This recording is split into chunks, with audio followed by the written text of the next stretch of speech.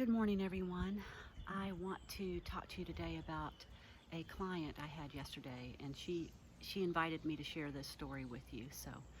Um, she was talking about her son, and she's been somewhat, I wouldn't say estranged from him, but it's been a difficult year or 6 months in their relationship, and they have kind of a, I would maybe describe it as a hot relationship. You know, they run a little bit hot with each other.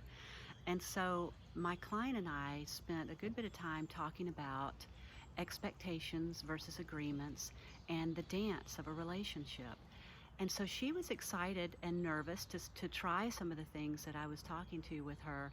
And when we got on the phone yesterday, she was jumping up and down for joy because she had put into practice some of what we were discussing in our sessions together.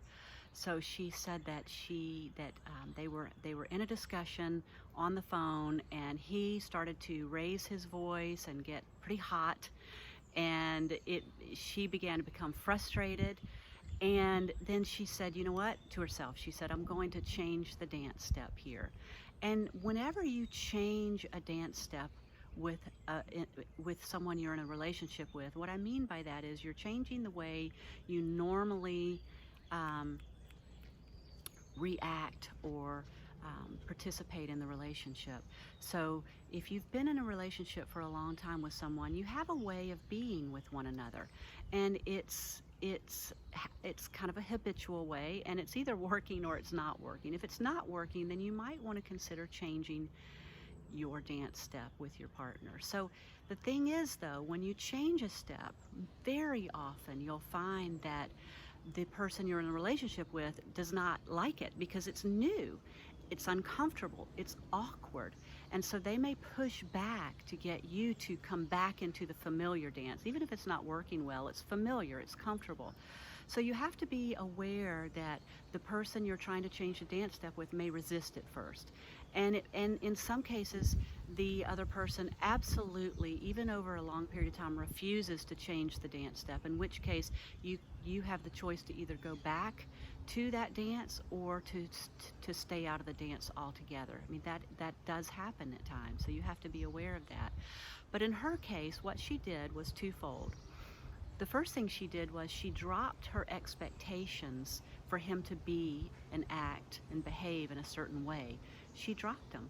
So when his voice started to escalate, began to go up, she just sort of allowed for it in a way within herself. In other words, I would say she accepted it. She accepted this. She stopped taking it so personally. And what that did for her was it enabled her to get grounded within herself. She was able to just hold her own, if you will. She was able to be solid and not become wobbly and not in turn become reactive to him. And secondly, from that place of groundedness, from that place of clarity, she was able to ask him if he would agree to, if he would be willing to bring his voice down and have a calm conversation with her. And in the past, she would have escalated with him, but instead, she found her center, she got clear, and she made a simple request of him. Rather than expecting him to do this or that, she asked him very clearly, would you be willing to reduce the level of your voice and have a calm conversation with me? And to her, to her surprise and delight, he said, yes. She understood in that moment that he wasn't even aware of his escalating voice. And just by her keeping her center and her groundedness and being really clear with him about what she wanted, about her request to him, that he was like, oh, sure, okay. And they went on to have a useful conversation, a productive conversation. She was ecstatic at the end of this. So the idea here is twofold. One is find your center. You don't have to take the other person's reactions or behaviors or words personally. You don't have to. You can find your own center and your own clarity. And secondly, make a request of someone. Ask them to enter into an agreement with you. And you don't have to say it that formally, but the idea is to be really clear about what you want. And the other person either can or can't do it. And if they can do it, then you have the result that my client had. If they can't do it, then you have a choice now to remain in the conversation or to exit the conversation. But in that case, you get to do it very, very cleanly. So I hope this was helpful to you today. I'm Carla Royal, a mindset and performance coach, and I would love for you to visit me at carlaroyal.com. Thanks, everyone. Have a great day.